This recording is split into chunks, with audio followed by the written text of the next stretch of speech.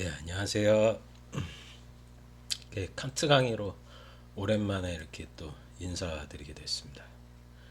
또 이게 유튜브를 하다 보니까 다른 것도 또 제가 또 이렇게 저렇게 또 하게 되더라고요. 또 블렌더라는 그 3D 이렇게 만드는 것도 한번 해보고, 근데 또 재밌더라고요. 그래서 또 쇼츠를 또 이렇게 올리고 있고 하나하나 이렇게 하고 있는데, 제가 예전에는 이렇게 단편 영화나 이런 것도 찍고 좀 영화 쪽으로 이렇게 가고 싶었는데, 이렇게 대학원에서 공부하고 사실 이제 또 박사까지 이렇게 받다 보니까 영화 이렇게 만드는 거로부터는 좀 많이 멀어졌죠.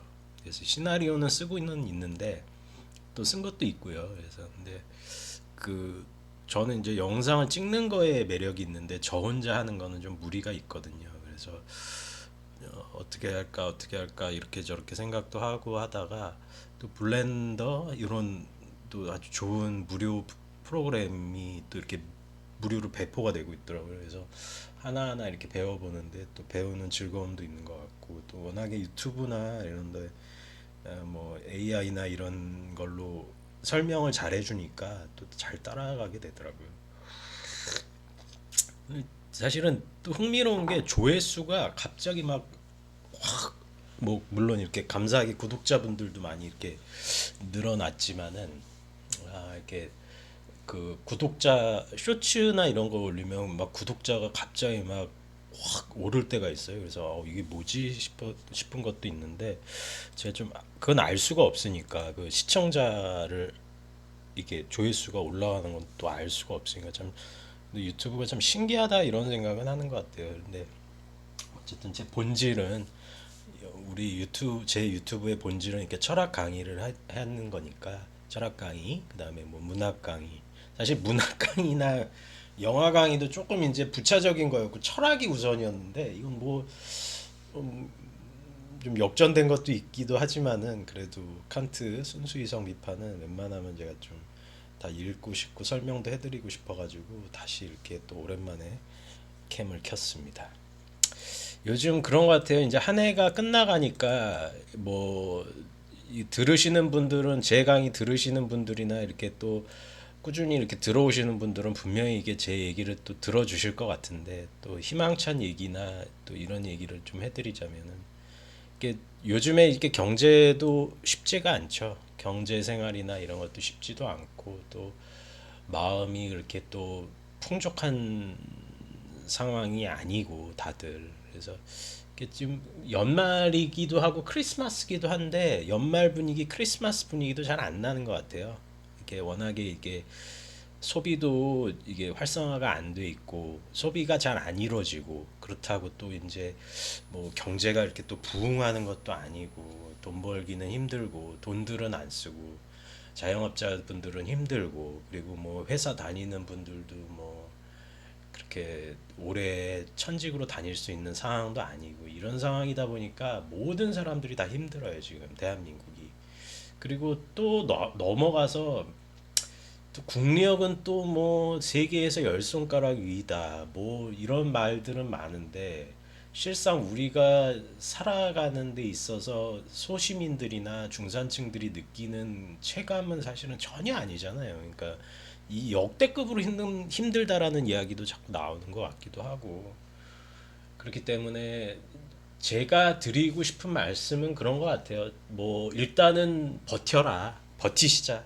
건강한 게 최고다. 일단은 잘 먹고 뭐 끈끈하게 버티는 수밖에는 없는 것 같고, 자꾸 이제 부정적인 생각이나 이런 게 안 들 수가 없죠. 그래도 조금만 이렇게 힘을 좀 내는 방향으로 좀 갔으면 좋겠어요. 그리고 저는 굉장히 이게 조심스러운 얘기인데, 뭐 이념이나 정치 이야기는 거의 안 할 거예요. 저는 안 하고 하고 싶지도 않고. 근데 분명한 건 뭐냐면, 우리나라가 또 정치 얘기가 될 수밖에 없지만, 이 얘기도 이념에 휘말려서 지금 사태를 잘 못 봐요. 이게 오른쪽이 됐건 왼쪽이 됐건 이념에 휘둘려서 사태를 못 봐요. 그러니까 지금 이 현 상황에서 누가 지금 이런 사태가 벌어지게 되면은 누가 가장 손해가 보고 누가 먹고 사는 게 가장 힘들어지느냐 그거를 보는 것이 아니라 철저하게 내 이념에 파묻혀서 내 이념으로 이익을 챙기는 집단들이 너무 많아요. 그러니까 나라가 파국이 되는 느낌이 있거든요. 그러니까 이 점에 대해서는 이건 반드시 비판을 해야 돼요. 좌도 옳은 것이 아니고 우도 옳은 것이 아니고 좌도 그런 것이 아니라 우도 그런 것이 아니라 사태를 봐야 돼요. 사태. 지금 너무 힘든 상황에 있는 서민들의 삶을 봐야 돼요. 이 사람들의 삶을 가지고 선동하고 이 사람들의 삶을 갈라치는 것이 아니라 이 사람들이 지금 왜 힘들고 경제가 지금 돌아가려면은 어떤 식으로 정치나 기업이나 정부가 어떻게 행동을 해야 되느냐를 정해야 되는데 지금 이 한 사태만 보더라도 뭐 어쩔 수 없죠. 제가 뭐 사태 얘기는 할게요. 지금 어떤 배달업체 쿠로 시작하는 거 있죠. 그거 지금 사실 문제 났잖아요. 그러니까 그 기업의 의장이란 사람도 문제고 이걸 무작정 정말 속된 얘기로 조지려는 정부도 문제고. 그러니까 두 개 다 문제예요, 지금. 누구 쿠팡의 회장이 여기 한국의 정정당당히 와서 사태에 대한 해명을 해야 되는 거예요. 근데 저 사람은 도망가 있잖아요. 그리고 지금 정부에서는 계속해서 쿠팡을 지금 조지고만 있잖아요.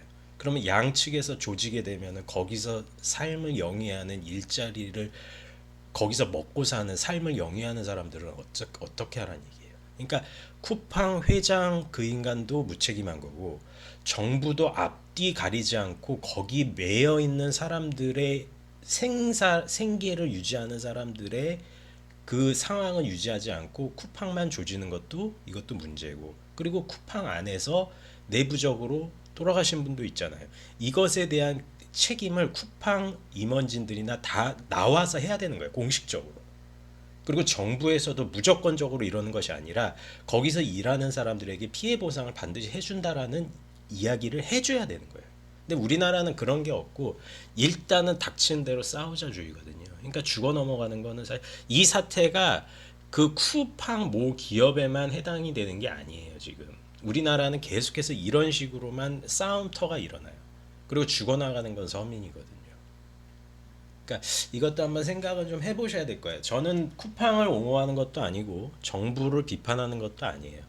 다만 책임을 질 수 있는 사람들이 이 사태에 대한 원인 규명과 해명을 정정당당하게 카메라나 언론 앞에서 해야 되는 거예요. 무슨 얘기인지 아시겠죠? 지금도 정부가 뭐 누구 정부고 누구 정부고 누구 정부건 간에 짬짬이 사건 사고가 굉장히 많이 터질 거예요. 우리나라는 안전공화국에서 모르겠어요. 현 정권은 모르겠는데 반드시 한번 보고 싶어요. 터지나 안 터지나. 지금 꽤 굉장한 대형 사고들이 반드시 몇 번 터졌거든요. 제 기억에. 어떤 거는 굉장히 시대적인 맥락에서 이념화가 되기도 하고 어떤 일은 또 조용히 묻히기도 하고 이런 게 굉장히 많아요. 근데 사람이 사건 사고로 사망하는 일 자체에서는 사실은 경중은 없어요. 숫자에 대한 이야기도 없고 그건 뭐 조금 다음에 이야기도 하도록 하고요. 어쨌든 우리나라는 지금 사태를 봐야 되고 사태 그 자체를 봐야 되고 어떤 의미에서는 선동꾼이나 이념꾼들은 좀 우리가 정말 칸트 철학을 보면서 비판하는 시선으로 좀 걸러내야 된다 이렇게 봅니다. 그러면은 우리가 이제 계속해서 통각이라는 이야기를 해볼게요. 자, 이 통자는 제가 거느릴 통자라고 말씀을 드렸죠. 자, 한번 다시 읽어볼게요. 칸트는 이러한 통각을 정의하는 과정에서 나와 사고하는 사유 활동성 자체를 근원적 집안 위에서 종합적으로 설명한다. 칸트에 따르면 나는 사고한다라는 기본적 사유 형식은 직관의 모든 잡다와 필연적 관계를 맺는다. 우리는 경험 가능성의 조건과 경험 대상의 가능성의 조건이 동일하다는 칸트의 언명을 기억해야만 한다. 칸트는 경험하는 대상의 가능성을 근거로 경험할 수 있게 하는 근본적인 범주를 연역하려고 한다. 자, 나는 사고한다. 조금 춥네. 자, 나는 사고한다. 나는 사고한다라는 것을 사실은 데카르트 같은 경우는 어떻게 봤냐면은 내가 존재한다라는 것에 대한 필수적인 지반이라고 본 사람이 데카르트인데 사실 칸트는 그렇게 보지는 않았어요. 나는 사고한다라는 것 자체가 존재의 실증성이나 존재의 실제론적 측면을 보증해 주지는 못해요. 다만 나는 사고한다라는 것 자체가 그 고유한 형식으로서 고유한 나 자신에 환원할 수 없는 절대적인 하나의 나의 내면의 지점이라는 거예요. 이거는 경험을 통해서도 증명이 되는 것도 아니고 경험과 연관해서 내가 보증이 되는 것도 아니에요. 그것은 나는 사고한다라는 것은 마치 선천적이고 초월적으로 나에게 마치 주어진 것 같은 느낌도 있어요. 그래서 칸트 철학을 트랜센덴탈 철학이라고는 하는데 그 어떤 것으로부터 이끌어낼 수 없고 그것도 나의 자발성과 자율성을 가능하게 하는 근본적이고 근원적인 지점이라는 게 사실은 통각이라는 거예요. 나는 사고한다라는 형식. 자, 내가 어떤 이런 찻잔을 생각을 해요. 그럼 찻잔이라는 대상을 나는 사유를 할 수가 있는 거잖아요. 근데 사유한다 그 자체는 사실은 내가 어때요? 그 무엇으로도 대상화시킬 수 없는 내가 경험할 수 있는 근본적이고 절대적인 하나의 원천이라는 것이 사실은 이런 이야기라는 거죠. 그러면은 이 통각은 여기서 이제 데카르트와 칸트의 차이점이 이제 형성이 되는데 데카르트에 따르면은 나는 사고한다라는 것만으로도 내가 존재한다라는 정체성을 정합성을 어때요? 확보할 수가 있었죠. 근데 칸트는 나는 사고한다라는 것이 내가 경험할 수 있는 대상 인식 범위의 근본적인 영역이라고는 했으나 그것이 과연 존재의 존재라는 수로적인 존재라는 수로적 정당성을 정당화시킬 수 있느냐 이건 아니라고 본 거예요. 그러면은 나는 사고한다라는 것은 이종적인 결합, 헤테로지니어티한 결합을 통해서 확보가 된다라는 얘기예요. 그러면 이 헤테로지니어티는 뭐냐?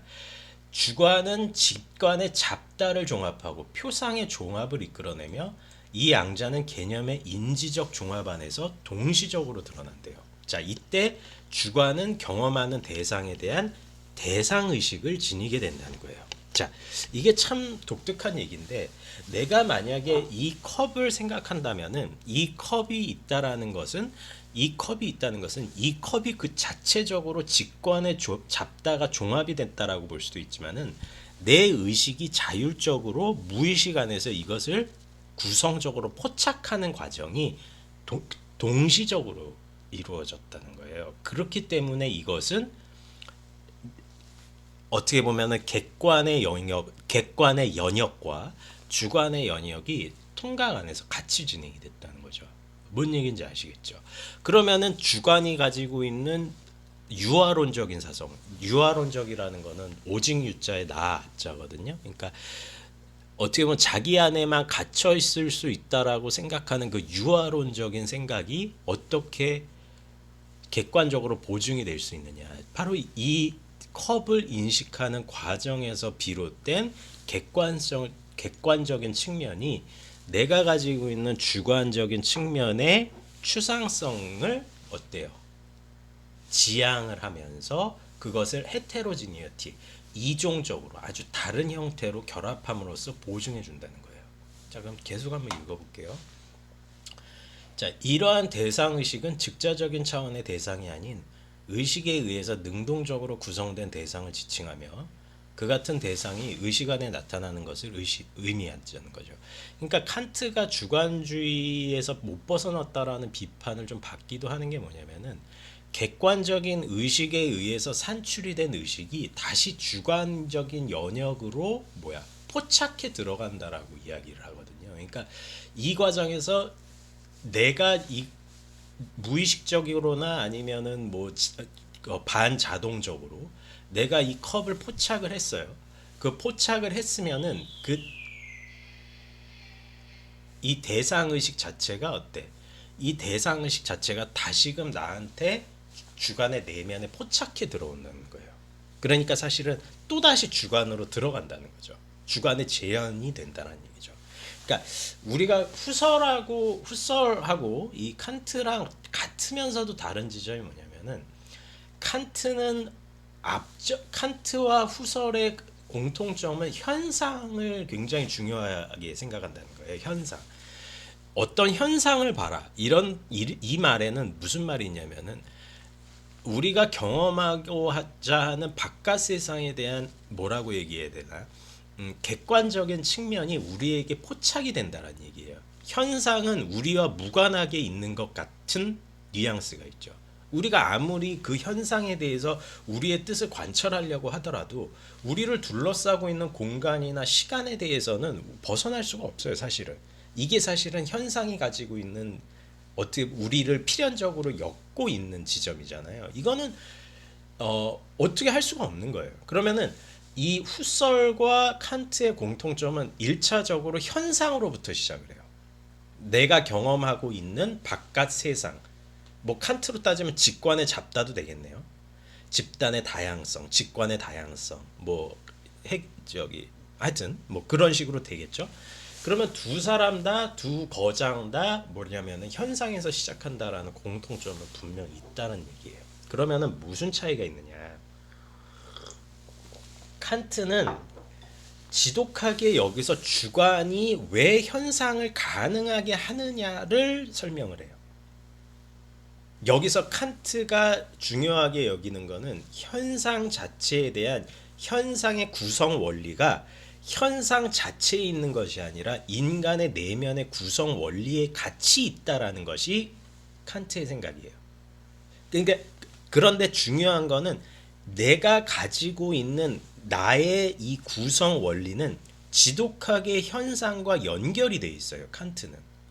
그렇기 때문에 현상이 개진되는 것 자체가 내가 주관이 구성되고 있는 가장 확실한 근거 중에 하나예요. 현상 자체가, 객관적인 현상 자체가. 그런데 후설은 여기까지도 비슷한데 후설은 어디서부터 시작을 하느냐? 현상 자체를 계속해서 이 사람은 도려내요.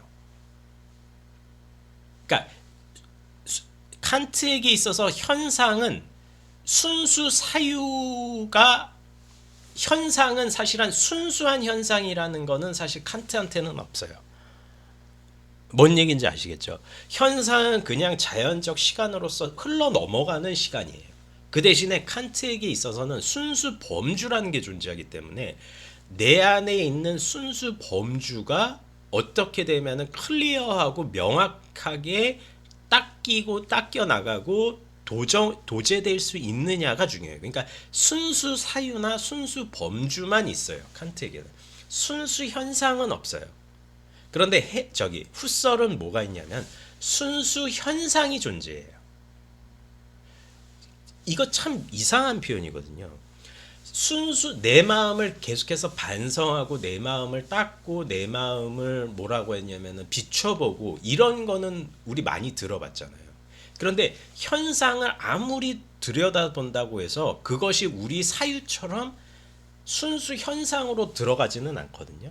그런데 후설은 어떻게 생각을 하냐면은 사태 그 자체로라는 굉장히 유명한 태제가 있잖아요. 모든 걸 다 제쳐놓고 과학이나 판단을 일단 올 스톱 시켜놓은 다음에 그 현상 자체에 집중하자라고 하는 게 사실은 후설의 생각이었잖아요. 그잖아요. 그러면은 이 현상 자체로라는 이 말 얻구에 순수 현상을 보겠다는 거예요. 시간으로 넘어가지 않으면서도 그 현상을 가능하게 한 근거를 순수한 내면에서 보는 것이 아니라 현상 자체에서 보겠다는 거예요. 이건 주관하고 따로 떨어져 있는 것 같아요. 그런데 여기서 후설이 또 칸트랑 연결 지점이 일어나는 건 뭐냐면은 순수 현상을 고찰하면 고찰할수록 그것을 가능하게 하는 그 본질의 뼈대, 순수한 현상의 뼈대를 볼 수가 있기 때문에 우리는 결과적으로 순수 현상이 곧 순수 사유라는 것을 어때? 깨닫게 된다는 거죠. 그러니까 두 사람 다 순수하게 경험과 세계와 사태와 사유를 가능하게 하는 것은 무엇이냐를 논한 것은 같아요. 그리고 현상으로부터 출발한 것도 같죠. 그렇기 때문에 이 둘이 굉장히 위대한 객관 논리학자 겸 객관 철학자라는 거예요. 객관주의 철학자. 왜냐하면 현상으로부터 시작을 하거든, 이 사람들은. 그리고 나서 칸트는 그 현상 자체가 순수한 현상은 없대. 순수한 사유, 곧 이건 제가 조금 순수한 사유로 바꿨어요. 순수한 범주는 있다라고 이야기를 한 것이고, 후설 같은 경우는 순수한 현상도 있다라고 본 거예요.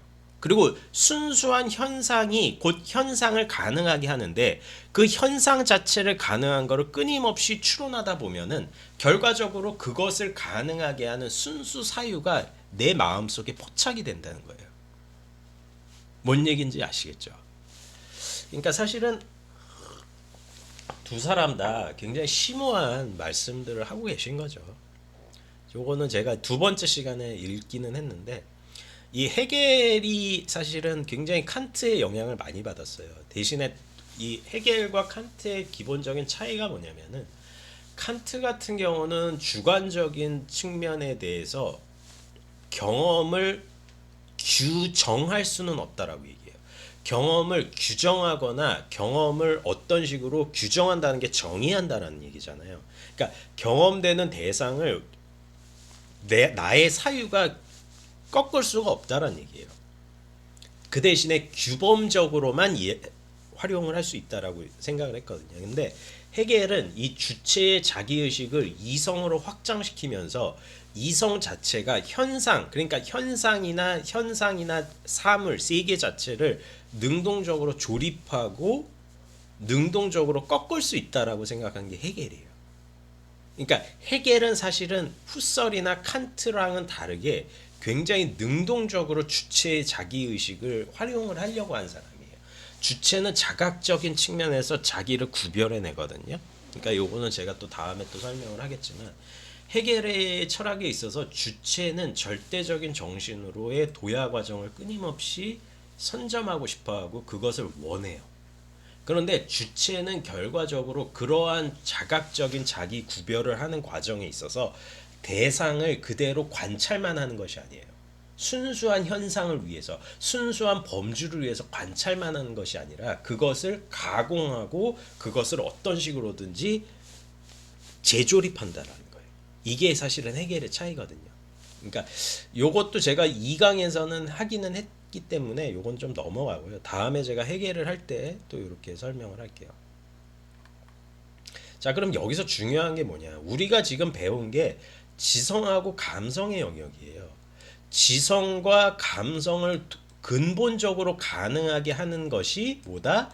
선엄적 통각이었다.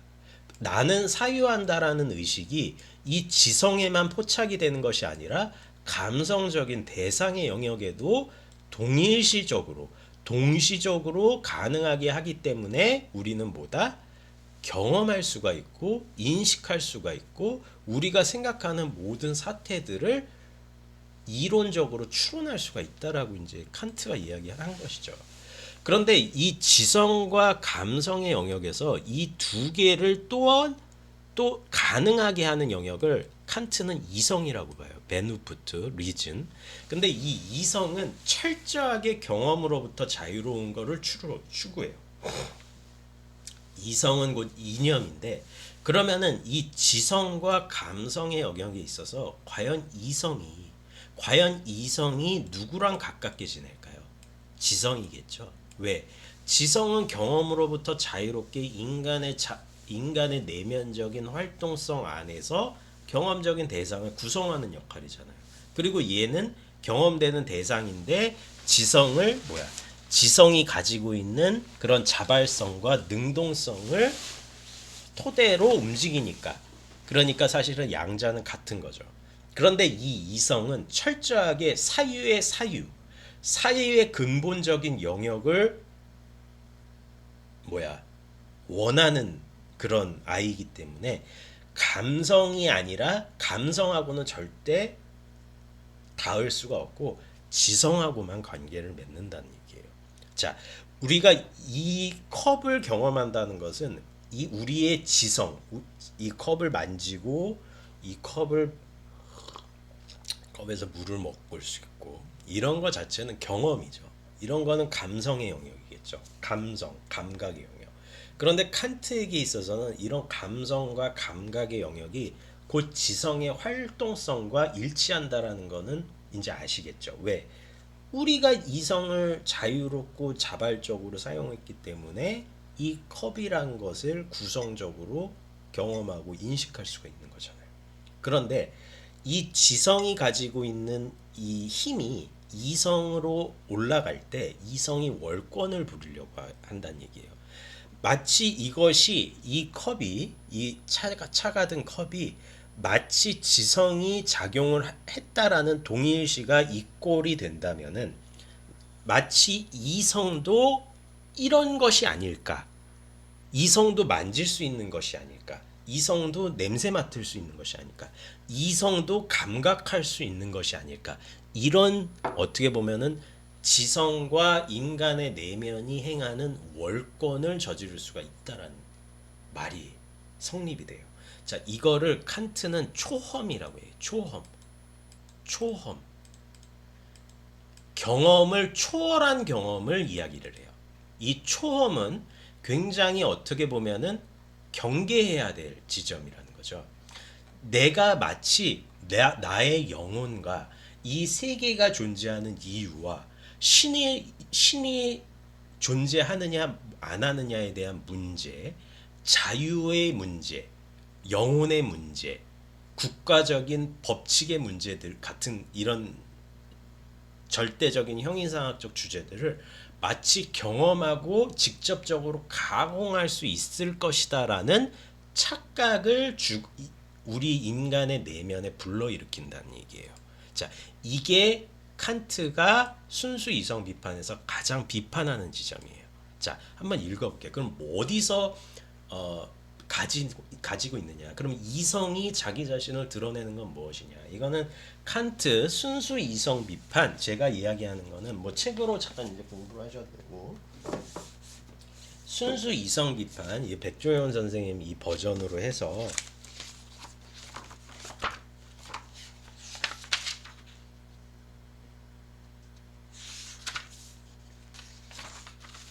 초월적 변증학 523쪽 그러니까 첫 번째부터예요.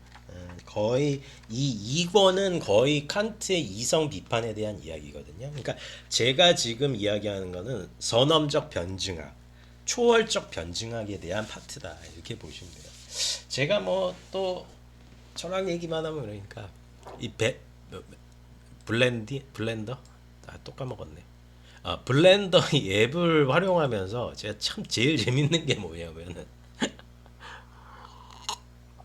이게 마치 우리의 의식 공간을 이렇게 내 스스로 이렇게 창출해내는 것 같은 착각을 불러일으키더라고요. 그러니까 뭐라고 얘기를 해야 되나?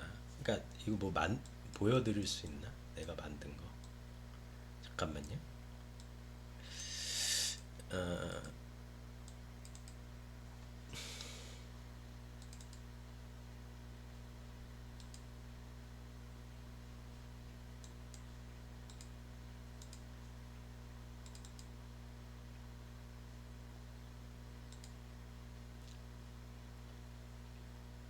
잠깐만 기다려보세요. 제가 한번 띄워볼게요. 이거 띄워지나? 그러니까 제가 막 이렇게 막 꾸역꾸역 만들어서 동영상도 하나 만들어가지고 뭐 유튜브에도 올렸어요. 그러니까 한번 이렇게 보여드리고 싶은데, 그러니까 뭐 물론 뭐 전문적인 분들하고 비교했을 때는 뭐 말도 안 되죠. 말도 안 되는데 그래도 또 꾸역꾸역 이렇게 또 만들다 보니까 또 재미난 것도 있고 그렇더라고요. 그래서 왜냐면은 제가 이거를 봤을 때 제 컴퓨터가 조금 안 좋고 조금 그래가지고 저도 좀 낮은 버전으로 씁니다. 좀 양해 좀 부탁드려요.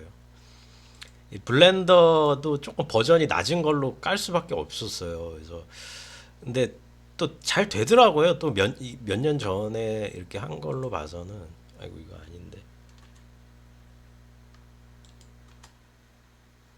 좀 잘 만든 거를 보여드리고 싶은데 이거 어디 갔나?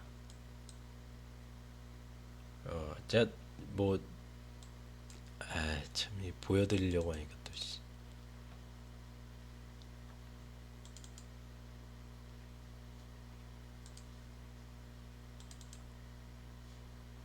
뭐 어쨌든 제가 이거 뭐 영상을 딴 걸로 제가 올렸으니까 또 이때 보셔도 되는데 제가 다음 시간에 꼭 한번 보여드릴게요.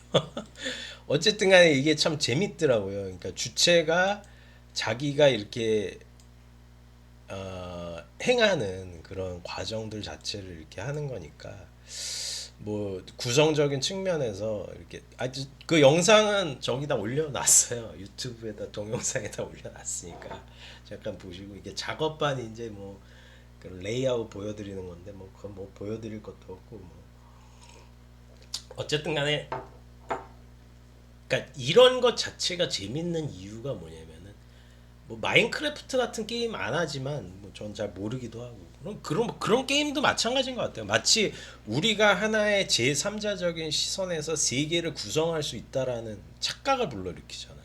그러니까 근데 그게 안 된다는 거예요. 그리고 마치 이런 어떤 레이아웃으로 우리가 어떤 깊이 있는 공간감을 꾸미고 이러는 과정을 보면은 그게 마치 우리 영혼 같기도 하고 우리의 내면을 구성하는 것 같은 착각을 불러일으키잖아.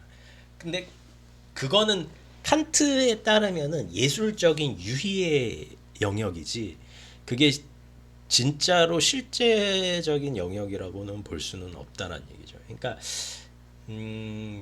네. 자 그러면은 도대체 뭐냐, 뭐에서 문제가 생기느냐? 주관과 주관과의 관계예요. 그리고 현상과 다양성과의 관계, 그리고 모든 사물 일반 대상이라는 게 그거거든요. 그러니까 이게 무슨 얘기냐면 간단하게 얘기해서 우리는 항상 어떤 의미에서 이거는 반성을 해요. 우리는 반성하면서 살아요. 그러니까 반성하고 혹은 후회를 하면서 살죠. 그때 이랬다면, 그때 이랬다면 어땠을까? 그때 나는 그래야만 했을까? 그때 어떻게 내가 행동을 했을까? 그때 내가 이렇게 말했더라면, 그때 내가 이렇게 했더라면. 사실 이런 게 모두가 다 주관과 주관과의 관계를 보여주는 예예요. 그리고 현상에서 객관의 잡다와의 관계. 참 이거는 사실은 복잡한 문제인데 세계의 근본 원인이 세계에 있느냐라는 이야기예요. 그러니까 예를 들면은 저 나무가 있고 저 숲이 있고 뭐 숲이 있으면은 강이 있고 강이 있으면은 바다로 연결이 되고 그 바다에는 수많은 생명체들이 있을 것이고 뭐 도시는 끊임없이 이어지고 그 도시에는 누구누구 살고 도시에는 뭐가 있고 뭐가 있고 뭐가 있고 뭐가 있고 뭐가 있고 그러면은 그 모든 궁극적인 원인에는 이 같은 모든 세계의 원인의 설계에는 뭔가 끝이 있지 않을까? 뭔가 이유가 있지 않을까? 궁극 목적이 있지 않을까? 이런 물음이 있잖아요. 그냥 있지는 않을 거 아니에요. 그런데 그것도 사실은 궁극 원인에 대한 물음도 세계의 궁극 원인에 대한 물음도 사실은 이성에 의해서 불러일으켜진 착각이라는 게 칸트의 생각이에요. 그리고 이것은 결과적으로 모든 사물 일반과의 관계 그것이다. 이건 사실은 뭐냐 신에 대한 문제일 수밖에 없어요. 신의 내면, 신께서 과연 반성적으로 자기 자신을 주체적으로 반성하시고 자율적으로 반성함으로 인해서 우리에게 이 세계가 펼쳐진 근본적인 원인을 스스로 펼쳐 보이느냐. 이 세 가지 문제가 사실은 우리에게 우리 이성이 어쩔 수 없이 우리 지성이 이런 것만 만지고 이런 것만 보고 이렇게 요런 거 이렇게 사는 것에서 만족하지 못하고 지성이 근본적으로 사유가 가능한 지점이 무엇이냐? 도대체 왜 나는 사유하고 왜 이 세계는 존재하며 그리고 왜 내가 사유하고 왜 내가 사는 세계가 존재하는 것의 궁극 원인이 신이 상정될 수밖에 없느냐를 끊임없이 추론하는 과정에서 벌어지는 오류와 이율배반이 발생을 하는데 그것을 지금 칸트가 비판하고 있는 거예요. 그리고 기존의 형이상학자들은 뭐 라이프니츠가 됐건 데카르트가 됐건 뭐 토마스 아퀴나스가 됐건 그 누구가 됐건 간에 그 위대한 철학자가 됐건 간에 이 세 가지 물음에 대해서 궁극적으로 칸트가 보기에 답변을 내놨는데 그 내놓은 방식이 순수하게 철학하는 방식으로 봤을 때는 모자란다라는 게 칸트의 의견이었어요. 자, 그럼 조금만 읽어볼게요. 그래서 사실은 읽기 전에 자꾸 뭐 읽어본다고 하기 전에 말하고 읽어본다고 하기 전에 말하고 사실은 칸트가 이야기하는 이 순수 이성 비판의 끝이 사실은 선언적 변증학에 있어요. 그리고 칸트 철학 전체에 있어서의 가장 핵심적인 지점이 이 순수 이성 비판의 그러니까 전 책 중에 칸트가 쓴 모든 책 중에 저는 개인적으로 꽃이라는 부분이 이 선언적 변증학 부분이라고 보거든요. 그러니까 칸트 비판의 모든 핵심이 다 들어있어요. 그리고 여기서부터 다 출발을 시켜요, 칸트가. 왜냐하면 이율배반의 세 번째 문제, 자유의 문제와 인과론의 문제. 예를 들면은 또 제가 설명을 쭉 할 거예요. 자유의 문제와 인과론의 문제는 결과적으로 실천 이성 비판으로 빠지게 돼서 이비판서를 탄생시키거든요. 그러니까 왜냐면은 예를 들어서 이런 세계가 우리가 바깥에서 보는 오늘 날씨가 좀 추운데 좋네요. 크리스마스인데 이런 세계가 원인이 철저하게 있기 때문에 이 인과론적 이유 때문에 이 세계가 존립한다라는 것이 과학자들의 입장이잖아요. 그러면은 이 세계에 속한 나도 사실은 인과적인 하나의 부품일 수가 있죠. 뭔 얘기인지 아시죠? 나 역시도 이 세계가 흘러가는 이 자연의 세계에 있어서의 일부분이란 말이야. 그런데 이렇게 설명하면 또 하나의 입장, 뭐 이거를 정의라고 할게요. 순서는 상관없어요. 그냥 치고받기만 하면 돼요. 이걸 정의라고 놓을게요. 그러면 세계는 인과론적으로 설명이 된다라는 설명이 되죠. 그리고 나도 그 세계에 속해 있기 때문에 나도 인과론적 대상이다. 그럼 반은 어떻게 될까요? 이거에 대한 반대 입장. 근데 나는 내가 아무리 날씨가 좋아도 그리고 내가 아무리 이렇게 세계에 속해 있어도 내 기분이 나쁠 수가 있죠. 왜냐면 나는 의분을 느껴서 나는 굉장히 어떤 느낌으로 자율적인 의지가 있어서 나 자신을 이 자연의 인과적인 절대적인 법칙으로부터 나를 따로 떼어놓을 수도 있잖아요. 그러면 여기서 뭐가 생기죠? 인과론적 법칙이 전부는 아니다라는 의견이 생기잖아요. 그럼 뭐가 생겨요? 인과론적 법칙 vs 자유가 생기겠죠.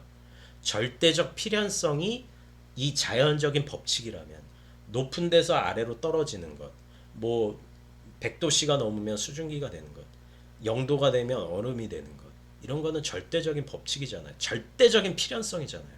이런 거는 인간이 어떻게 할 수가 없잖아요. 사계절이 흐르는 것, 이것도 마찬가지고 이건 어떻게 할 수가 없어요, 인간이.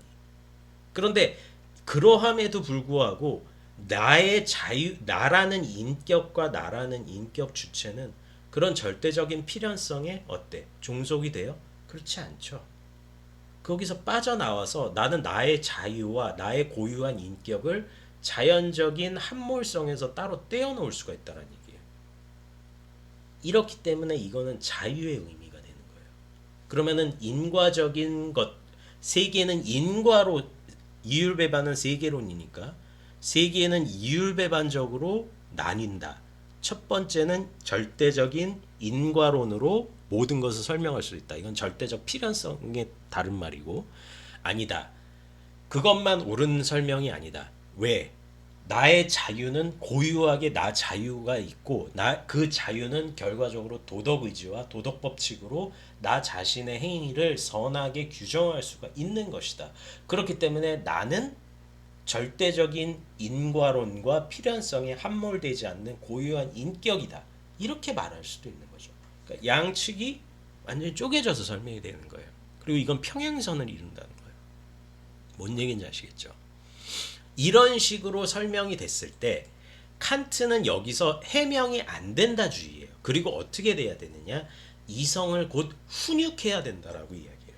이성을 훈육하고 이성을 끊임없이 어떻게 계몽시켜야 된다라고 얘기해요. 그런데 칸트가 보기에 예를 들어서 라이프니츠다 같은 경우는 결과적으로 모순을 아무리 모순이 쌓여 있어도 이 세계가 절대적인 완결성으로 최선의 세계 중에 하나이기 때문에 최선의 가능성의 세계 중에 하나이기 때문에 어때? 신이 존재할 수밖에 없고 신은 이 모든 모순의 모나드들을 충돌시키지 않고 조화롭게 나눴다라고 해명 끝내요.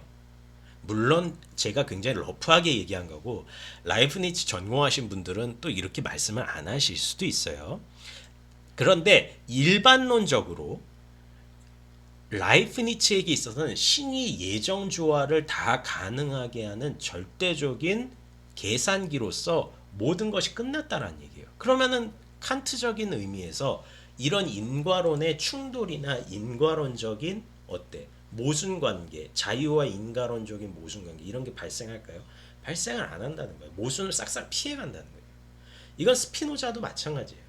자연이 가지고 있는 절대적인 인과성이 있죠. 절대적인 필연성과 그것을 신이 가지고 있는 자율적이고 자발적인 측면은 그냥 동일시해버려요. 그래서 사실은 스피노자가 린치도 당할 뻔하거든요. 칼 맞을 뻔했어요, 이 사람. 젊은 유대교인한테.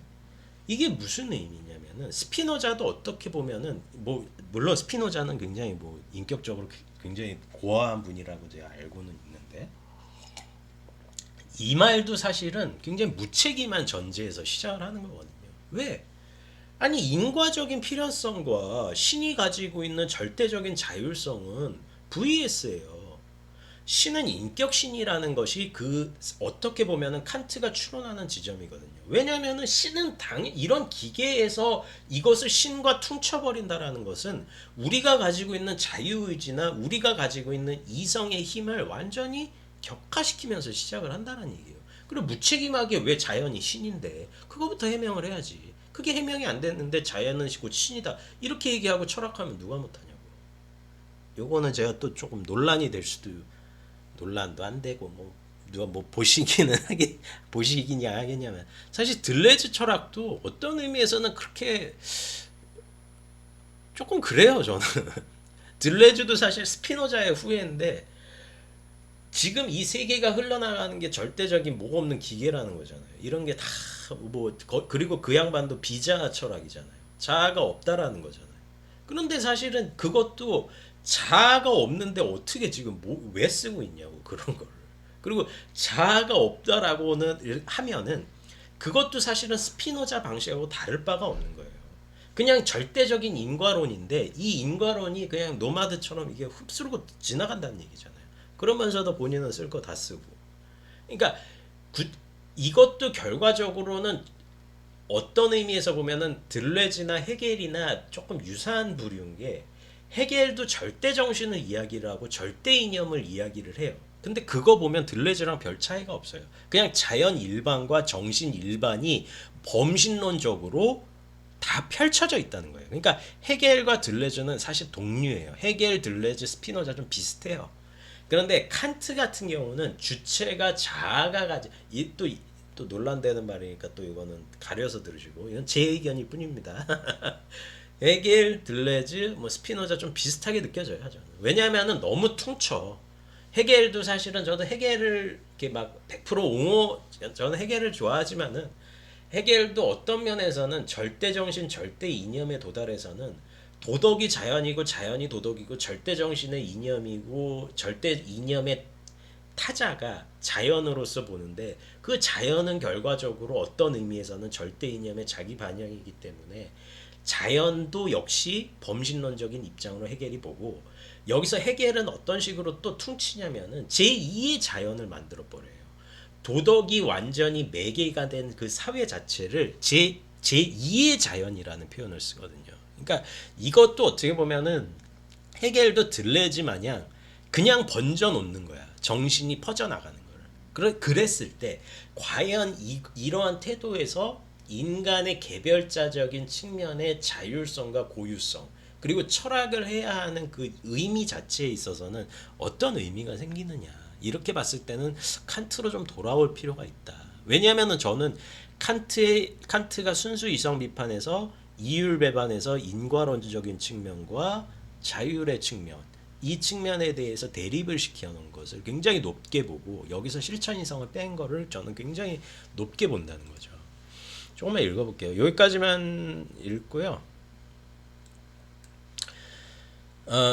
자, 그러면 한번 읽어볼게요. 자, 무릇 모든 순수한 개념들 일반은 표상들의 종합적 통일과 상관하지만 순수 이성 개념들은 세 가지 부류로 들어간대요. 자, 첫 번째는 사고하는 주관의 절대적인 통일. 이건 영혼론으로 빠져요. 영혼론. 내 영혼이 존재한다. 이건 칸트가 굉장히 비판하는 지점 중에 하나예요. 두 번째, 현상하는 조건들 계열의 절대적인 통일성. 이 모든 세계의 궁극 원인과 이 세계가 존재하는 이 잡다론적인 측면이 어떤 궁극적인 원인들을 통해서 있다라는 거예요. 이걸 찾겠다는 거예요. 세계 안에서. 세 번째, 사고 일반의 모든 대상들의 조건의 절대적 통일성. 이거는 신을 얘기하는 거예요. 범신론적 입장. 그러니까 사실은 스피노자가 굉장히 스케일이 큰 철학자예요. 자, 그러면 사고하는 주체는 영혼론, 심리학의 대상이며 현상들의 총합은 세계, 그리고 조금 더 확장하면 우주론이에요. 우주가 왜 존재하냐. 이 세계 일반이 공간이 왜 창조가 되고 왜 공간이 이렇게 번질 수밖에 없느냐. 근데 이 공간에 끼면 시간도 같이 끼겠죠. 그러면 근데 시간은 조금 더 가까운 거는 영혼론과 심리학의 대상이 되겠죠. 그리고 이 같은 모든 것을 가능하게 하는 모든 존재자 중에 존재자. 어떻게 보면은 내 영혼과 세계의 궁극 원인 자체를 모두 창조할 수 있는 궁극의 원인, 절대적인 존재자, 부동의 원동자. 맞나? 부동의 원동자. 움직이지 않으면서 모든 것을 가능하게 하는 것. 신이 되겠죠. 자, 그런데 이런 것을 객관적 사용을 초험이라고 하면서 굉장히 위험하게 생각한다. 오늘은 어떻게 들으셨는지 모르겠는데 좀 재밌게 들으셨으면 좋겠고 좀 많은 관심 부탁드립니다. 왜냐면은 저는 어쨌든 철학 유튜버고 뭐 문학이나 이런 거는 뭐 꼼꼼하게 할 거예요. 문학도 좋아하니까. 근데 철학 요 강의도 많은 관심 부탁드립니다. 네. 연말 잘 보내시고요. 또 중간중간 영상 올릴 거니까요. 많은 관심 부탁드립니다. 네, 고맙습니다.